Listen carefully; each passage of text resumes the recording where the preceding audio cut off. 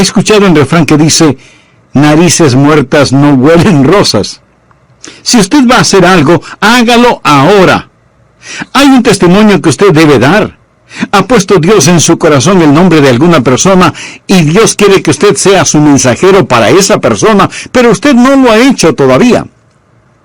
Y luego usted se está preguntando, ay, ¿por qué será que no tengo gozo en mi vida? Confiar y obedecer, cumpla nuestro deber. Si quiere ser feliz, debe confiar y obedecer. Permítame darle el trasfondo del pasaje bíblico que vamos a leer en un momento. Los apóstoles habían estado testificando. Dios se había estado manifestando. Jesús dio la gran comisión y ascendió a los cielos. El Espíritu Santo descendió. Los apóstoles salieron a cumplir su misión. Los perdidos se salvaron y ese grupo de discípulos puso al mundo de cabeza por el Señor Jesús. Y los saduceos, los fariseos y los herodianos y todos sus secuaces estaban furiosos por lo que los apóstoles hacían. Así que el sumo sacerdote puso a los apóstoles en la cárcel por predicar el evangelio de nuestro Señor Jesucristo. Pero un ángel vino de noche y los liberó. Una especie de escape carcelario santificado. A los apóstoles les habían ordenado que no predicaran y que no enseñaran absolutamente nada en el nombre de Jesús, y a la mañana siguiente ellos están allí en el mismo lugar predicando y enseñando acerca de Jesús. Así que sus enemigos van a donde el sumo sacerdote y le dicen, pensábamos que habías puesto a esos hombres en la cárcel, pero ahí están en la calle predicando y enseñando de Jesucristo. Leamos Hechos capítulo 5, empezando desde el versículo 27. Cuando los trajeron, los presentaron en el concilio, y el sumo sacerdote les preguntó diciendo, ¿no os mandamos estrictamente que no enseñaseis en ese nombre? Y ahora habéis llenado a Jerusalén de vuestra doctrina y queréis echar sobre nosotros la sangre de ese hombre. Aquí hacen referencia al Señor Jesucristo. Respondiendo Pedro y los apóstoles dijeron, es necesario obedecer a Dios antes que a los hombres. Si usted no tiene ningún problema en marcar su Biblia, me gustaría que marque la siguiente frase, es necesario obedecer a Dios antes que a los hombres. Y ahora leamos lo que dice Hechos 5:32. Y nosotros somos testigos suyos de estas cosas, y también el Espíritu Santo, el cual ha dado Dios a los que le obedecen. Note que en estos versículos se menciona 2 veces la palabra obediencia.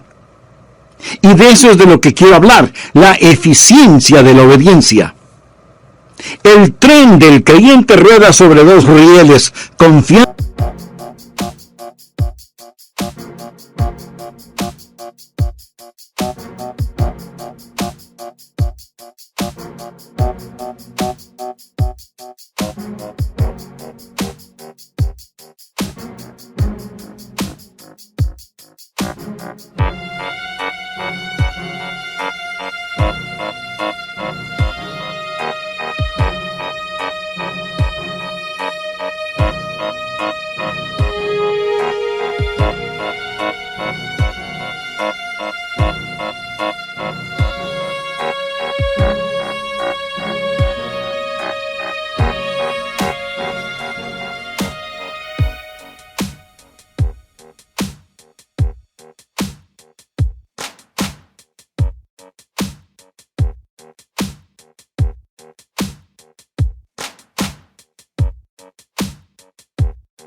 Y obediencia.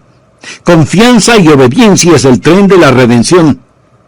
Por eso deseo que usted aprenda algo sobre la obediencia. Deseo poner 3 cosas básicas en su corazón, 3 puntos fundamentales para que sea un creyente feliz y victorioso. Y quiero decirle que mientras le hablo a usted, también me hablo a mí mismo. Primero, debe revisar la razón para obedecer. Si usted no tiene una buena razón para obedecer, definitivamente no obedecerá. Por eso creo que es muy conveniente el que miremos detenidamente este pasaje y revisemos la primera razón para obedecer. La obediencia es un deber, y un deber que debe ser cumplido. Note lo que el apóstol dijo. Es necesario obedecer a Dios antes que a los hombres. Los hombres decían una cosa, Dios decía algo diferente. Por eso los apóstoles dijeron, no hay que pensar mucho al respecto, vamos a obedecer a Dios, no vamos a obedecer a los hombres. Si es que lo que los hombres dicen está en contradicción de lo que dice Dios, debemos obedecer a Dios. ¿Por qué? Porque Dios es un Dios soberano y debemos obedecerle. Muchas veces nos vemos en problemas simplemente porque no obedecemos a Dios. Anote al margen un versículo auxiliar, 1 Samuel 15:22. Dios le había ordenado al rey Saúl que hiciera una cosa en particular, pero el rey hizo su propia voluntad, y lo hizo a su manera, y sus propias ideas suplantaron la voluntad de Dios. Y ahora Samuel, el profeta de Dios, le llama la atención y le dice, ¿se complace Jehová tanto en los holocaustos y víctimas como en que se obedezca a las palabras de Jehová? Ahí está. No hay forma de que usted pueda venir hoy y trate de comprar a Dios, de sobornar a Dios. Y si usted está pensando, bueno, yo di una gran ofrenda para el Señor. Mi amigo, recuerde que Dios no quiere sus sacrificios, Dios quiere su obediencia. Ciertamente, el obedecer es mejor que los sacrificios y el prestar atención que la gordura de los carneros. Esto tiene que ver con el ofrecimiento de los mejores animales en el altar. Pero escuche lo que dice el versículo 23 de 1 Samuel 15, porque como pecado de adivinación es la rebelión, y como ídolos e idolatría la obstinación. Aquí Dios está diciendo a qué se parece la desobediencia. Si usted es un creyente desobediente, mire a lo que se parece la desobediencia. Primero, es como hechicería. ¿Está usted desobedeciendo lo que Dios le ha dicho que haga? Entonces tengo que decirle que usted está practicando una forma de hechicería. Por supuesto, usted no está pensando que practica adivinación, pero la desobediencia le pone en el mismo equipo que Satanás. Y eso es lo que hizo al diablo, su rebelión contra la voluntad de Dios. Así, desobediencia es hechicería, y muy pronto Saúl, quien desobedeció al Señor, estuvo consultando a una hechicera de acuerdo al relato bíblico. Segundo, la desobediencia no solo es como adivinación o hechicería, sino también es como ídolos. Desobediencia es poner el puño cerrado en el rostro de Dios. Es como decir, Dios, no tu voluntad, sino la mía será hecha. Puede ser algo pequeño, pero la desobediencia sobre algo pequeño no es una cosa pequeña, porque la desobediencia siempre es algo grande, aun si es una cosa pequeña en la cual usted desobedece. Por ejemplo, cuando mi hijo era apenas un muchachito pequeño, un día estábamos en la sala de nuestra casa y le dije, Steve, levante el periódico del suelo. Pero él no lo hizo. Para conseguir su atención, yo le dije con un poco más de autoridad en mi voz, Steve, ¿podrías recoger el periódico del suelo? Papi quiere que levantes el periódico. Él meneó su cabeza y empezó a salir. Entonces le dije, hijo, regresa y recoge el periódico del suelo. Él me quedó mirando y dijo, no. Ese momento tuve que sacudir el polvo de sus pantalones. Entonces, su madre vino presurosa y me dijo, Adrián, ¿por qué le castigas por una cosa tan pequeña como es el no haber recogido el periódico del suelo? Y yo tuve que decirle, querida esposa, no castigué a nuestro hijo por no haber levantado el periódico, lo castigué por desafiarme. Y eso es una cosa grande, aunque lo del periódico fue pequeño. Tal vez hay alguna cosa pequeña en su corazón y en su vida que Dios está empujando para que la haga, pero usted está desobedeciendo a Dios. Quiero decir, si usted está desafiando a Dios en algo pequeño, esa cosa pequeña puede transformarse en algo grande. Dios dice que la desobediencia es como hechicería, es iniquidad. Dios dice que la desobediencia es total idolatría. Y seguramente usted pregunta, Pero ¿cómo puede ser idolatría? Permítame hacerle una pregunta. ¿Qué es un ídolo? Un ídolo es cualquier cosa que usted ama más, sirve más, teme más y honra más que a Dios. Si Dios quiere que usted haga algo y usted no lo hace, es porque usted ha puesto algo más delante de Dios, y eso es idolatría.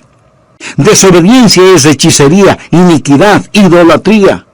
Si entendemos que es necesario obedecer a Dios antes que a los hombres, veremos que existe un deber que debe ser cumplido.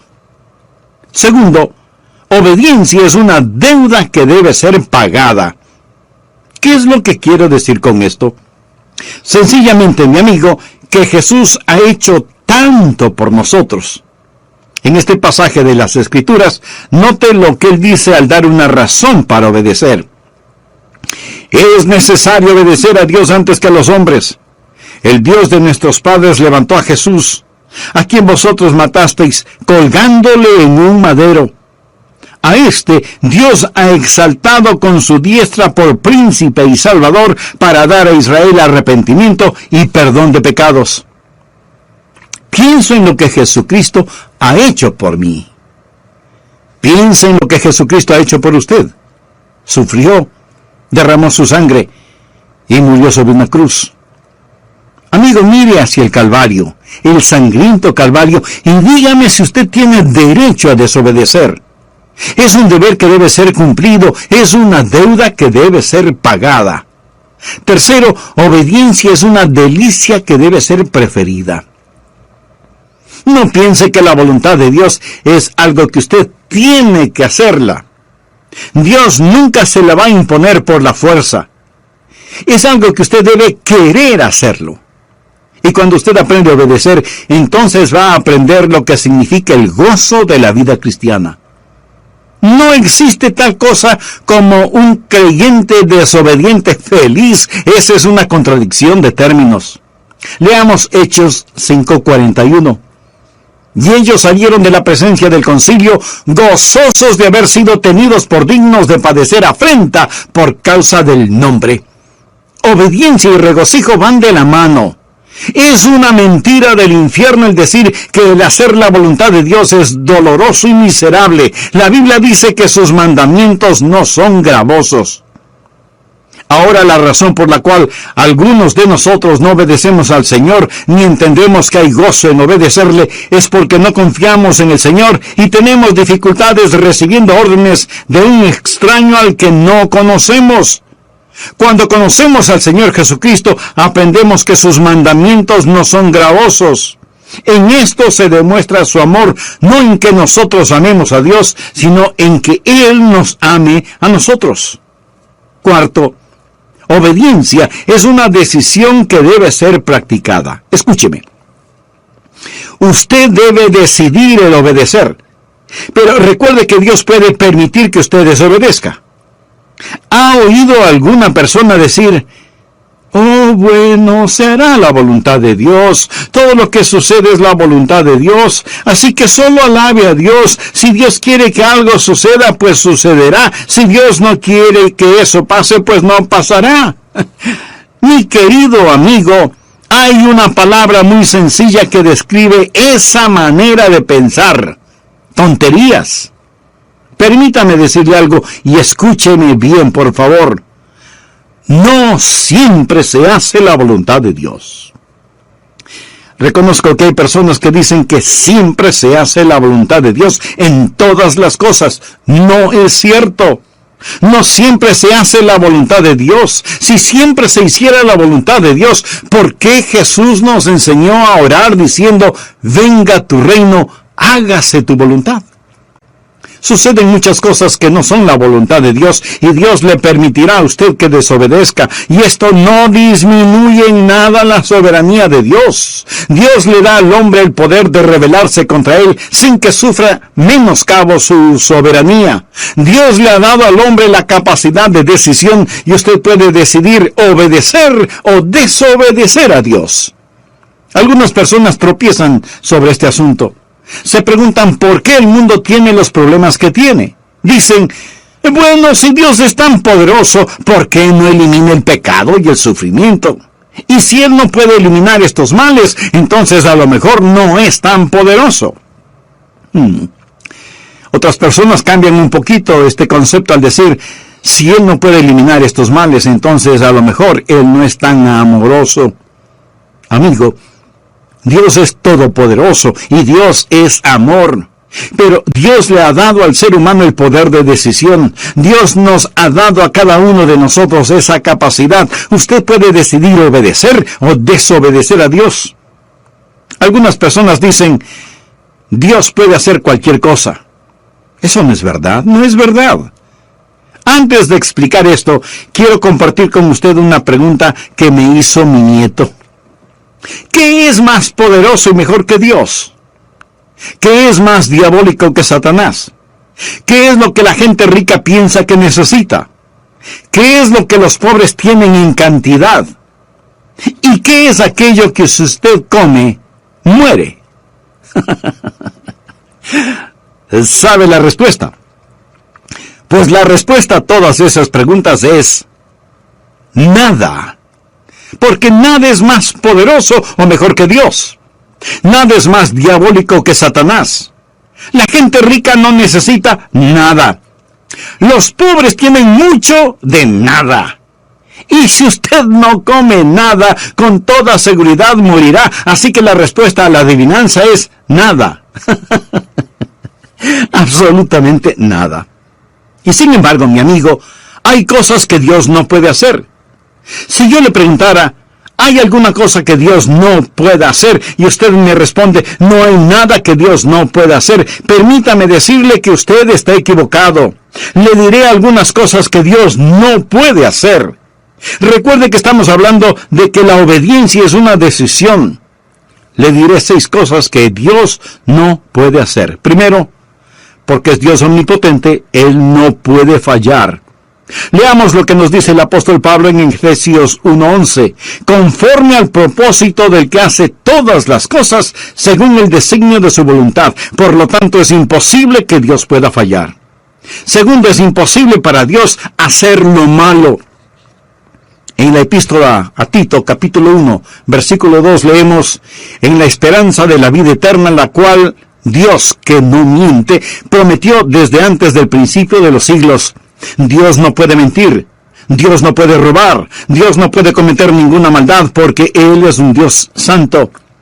Tercero, Dios no puede ser tentado. Santiago 1, 13 y 14 nos dice lo siguiente. Cuando alguno es tentado, no diga que es tentado de parte de Dios, porque Dios no puede ser tentado por el mal, ni Él tienta a nadie, sino que cada uno es tentado cuando de su propia concupiscencia es atraído y seducido. Así que Dios no puede ser tentado. Y alguno de ustedes me dirá, pero Jesucristo fue tentado. Tiene razón. Pero recuerde que Jesucristo fue tentado en su humanidad. Él no fue tentado en su esencia como Dios Todopoderoso, porque Dios no puede ser tentado. Cuarto, Dios no puede negarse a sí mismo. Leamos 2 de Timoteo 2:13. Si fuéramos infieles, Él permanece fiel. Él no puede negarse a sí mismo. Amigo, voy a detenerme en este punto porque antes de finalizar este programa quisiera invitarle a que se haga una sencilla pregunta. ¿Cuán fiel soy a Dios? Esto en el caso de que usted sea un creyente. Si aún no lo es, lo primero que debe hacer es arrepentirse de sus pecados y buscar la paz con Dios y la paz de Dios para su atribulada vida. Ore sinceramente a Dios para que le perdone sus pecados. Y pídale al Señor Jesucristo, quien murió por sus pecados en la cruz del Calvario, para que Él sea su Salvador. La obediencia, mencioné varios puntos fundamentales. Se debe revisar la razón para obedecer, entender que la obediencia es una deuda que debe ser pagada y una delicia que debe ser preferida, y que la obediencia es una decisión que debe ser practicada. También empezamos a ver varias cosas que Dios no puede hacer. Por ejemplo, primero, Dios no puede fallar porque es omnipotente. Segundo, es imposible para Dios el hacer lo malo. Tercero, Dios no puede ser tentado. Cuarto, Dios no puede negarse a sí mismo. Quinto, Dios no puede ser injusto. Esa es la razón de la cruz. Por eso Pablo, cuando escribe a los hermanos en Roma, les dice, con la mira de manifestar en este tiempo su justicia, a fin de que Él sea el justo, y el que justifica al que es de la fe de Jesús. ¿Lo ve? Hay cosas que son imposibles que Dios haga. Es imposible para Dios perdonar el pecado sin sacrificio. La razón por la cual Jesús murió en la cruz es para que Él pudiera ser tanto el justo como el justificador. Recuerda lo que Jesús dijo en el jardín de Getsemaní en su oración. Padre mío, si es posible, pasa de mí esta copa.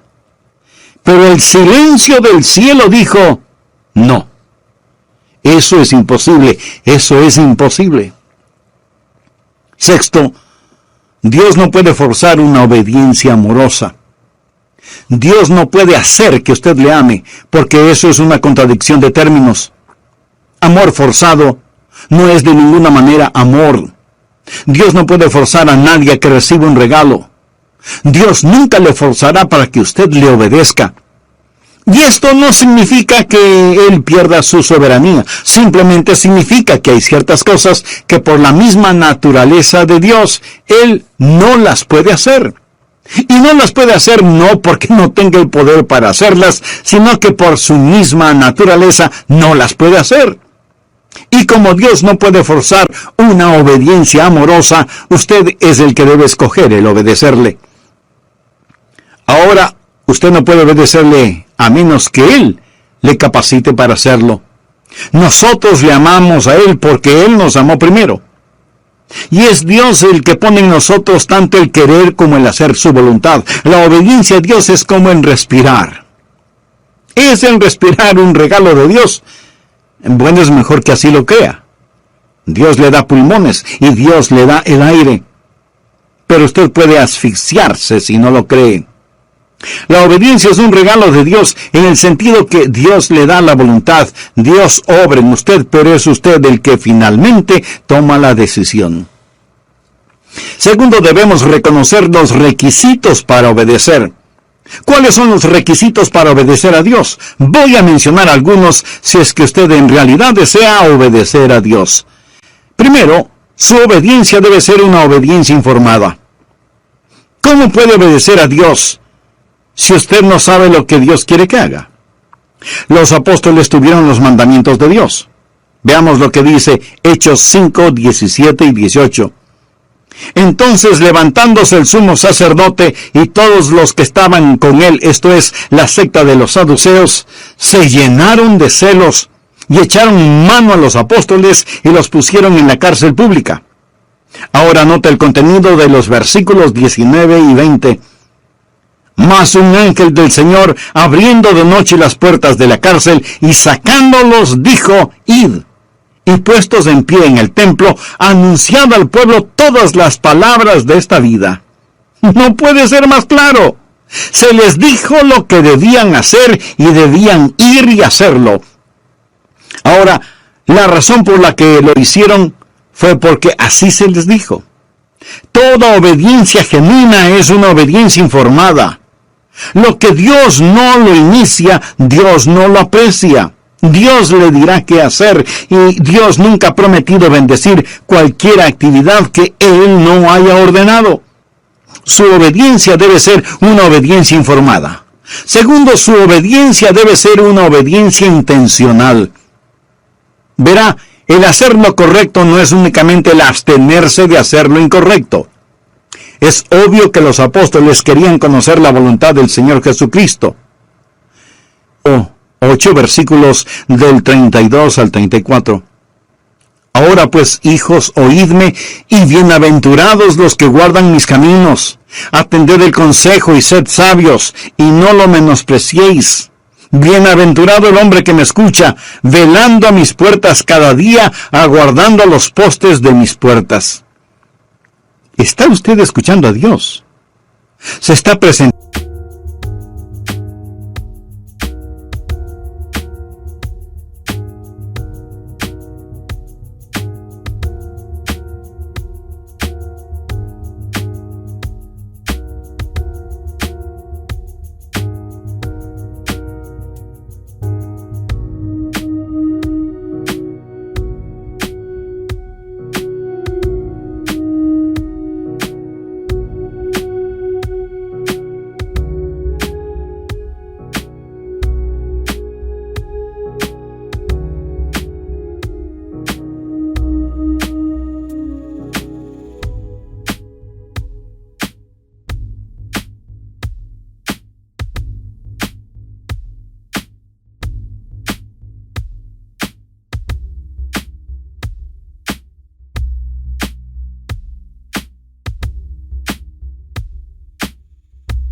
presentando para servicio. Está diciendo: General Jesús, aquí estoy, soy tu soldado presentándome para servicio. Tercero, su obediencia debe ser una obediencia inmediata. ¿Qué es lo que les ordenaron a los apóstoles? Les dijeron: escuchen, les dijimos que no deben predicar o enseñar en su nombre. Esto es muy interesante. Miremos una vez más Hechos 5:28. No os mandamos estrictamente que no enseñaseis en ese nombre. Y ahora habéis llenado a Jerusalén de vuestra doctrina y queréis echar sobre nosotros la sangre de ese hombre. Ahora note cuidadosamente los versículos 29 al 31. Respondiendo Pedro y los apóstoles dijeron: es necesario obedecer a Dios antes que a los hombres. El Dios de nuestros padres levantó a Jesús, a quien vosotros matasteis colgándole de un madero. A este Dios ha exaltado. Le dijeron a Pedro que no lo haga, pero él siguió enseñando y predicando inmediatamente. Eso es obediencia inmediata. El entendimiento puede esperar, la obediencia no. El Salmo 119:60 dice: me apresuré y no me retardé en guardar tus mandamientos. Nosotros no debemos preguntar por qué o cuestionar, debemos obedecer o morir. Y cuando Dios pone un punto final, no debemos transformarlo en un signo de interrogación. Obediencia inmediata. Cuarto, su obediencia debe ser una obediencia inflexible. ¿Qué quiero decir con obediencia inflexible? Sencillamente, no importa lo que cueste. Usted no puede transigir en cuestiones de obediencia. Los apóstoles sabían que el desobedecer a Dios significaba muerte. Los apóstoles seguían predicando y la Escritura nos dice que ellos, oyendo esto, se enfurecían y querían matarlos. Esta no era una amenaza insignificante cuando ellos estaban predicando. Lo hacían con una sentencia de muerte sobre sus cabezas. Obediencia inflexible, a pesar de las circunstancias. Una obediencia selectiva no es obediencia. Quinto, su obediencia debe ser una obediencia apasionada. Quiero decir, hacer la voluntad de Dios con todo corazón.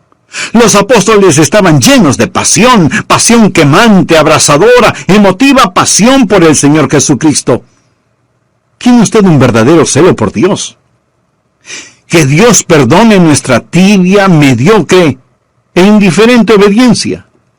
Si usted va a servirle a Él, hágalo con genuino gozo. La Biblia dice: habéis obedecido de corazón aquella forma de doctrina a la cual fuisteis entregados. Tercero, las recompensas de la obediencia. Le voy a decir 3 cosas que sucederán cuando usted comience a obedecer. Primero, el Espíritu será recibido. En Hechos 5:32, los apóstoles dijeron: y nosotros somos testigos suyos de estas cosas, y también el Espíritu Santo, el cual ha dado Dios a los que le obedecen. ¿Quiere usted poder espiritual en su vida? Amigo, Dios nunca da poder espiritual a los rebeldes. ¿Por qué debe Dios liberar el ungido poder del Espíritu Santo sobre su vida cuando usted no está viviendo en obediencia? Dios da el Espíritu Santo a aquellos que le obedecen. Y el Espíritu Santo está presente para que sea hecho su trabajo. Dios no puede confiar a algunas personas su poder espiritual. ¿Ha enseñado alguna vez a un joven a manejar un automóvil? Si lo ha hecho, seguramente intensificó su vida de oración y compró un mejor seguro de vida, ¿no es cierto? Si usted ha enseñado a alguien a manejar un carro, casi estoy seguro que una de las primeras cosas que usted habrá enseñado a su alumno es en dónde está el pedal del freno, ¿verdad?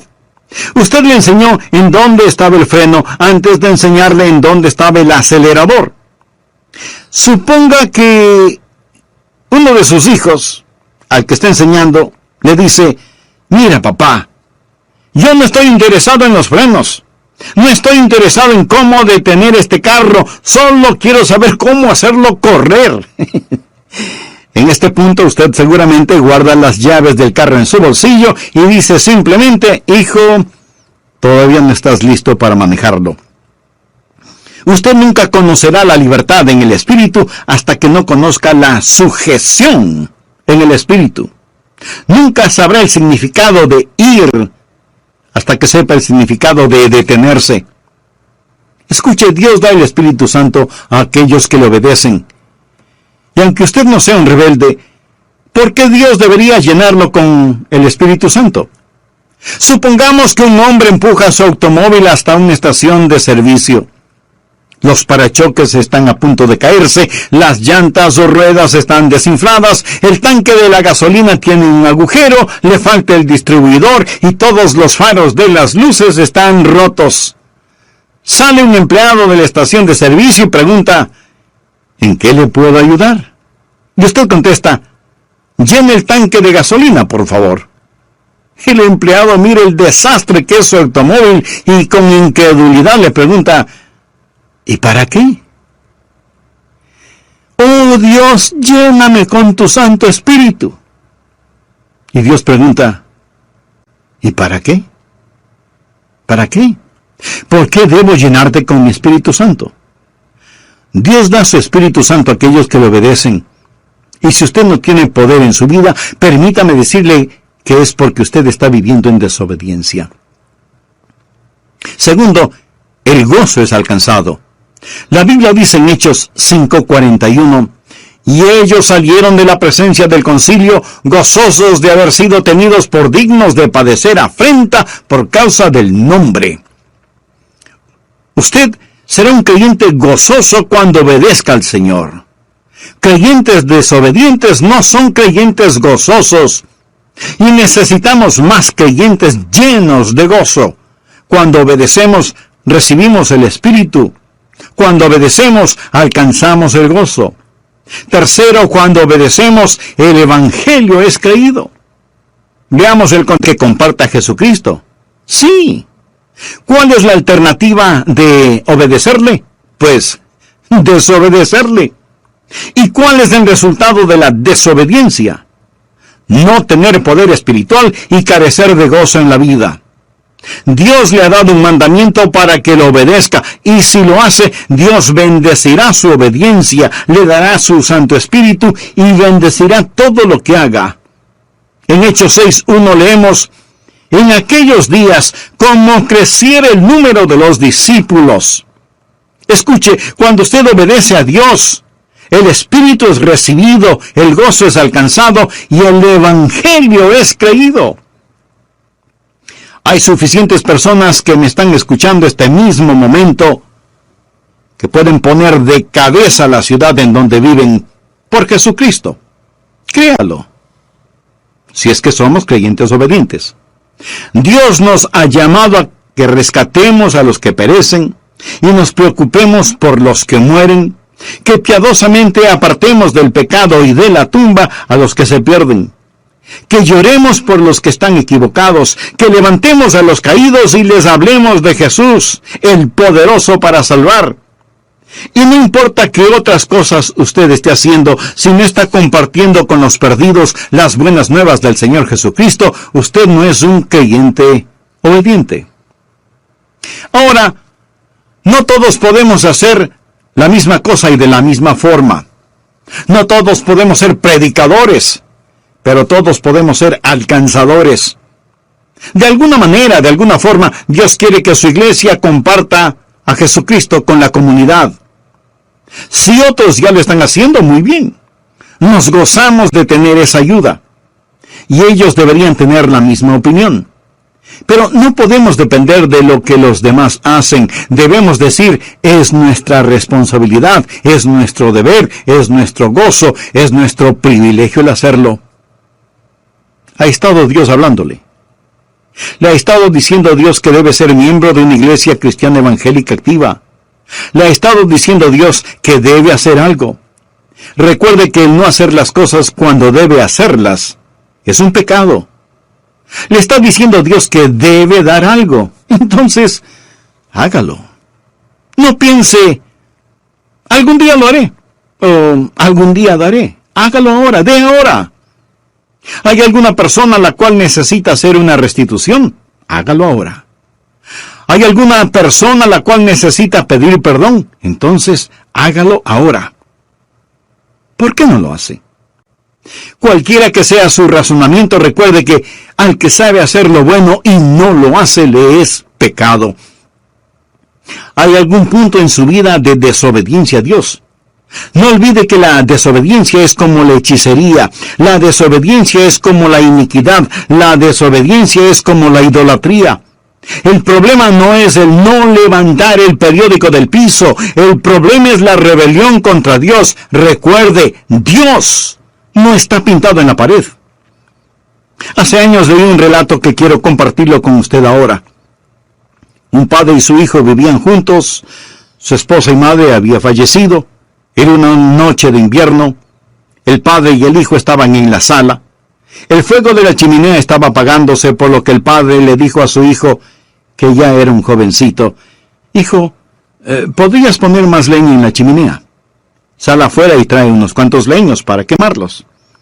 El hijo le respondió, «Papá, estoy ocupado haciendo algo, no puedo hacer lo que me pides». El padre le dijo, «Hijo, escucha, yo soy tu papá.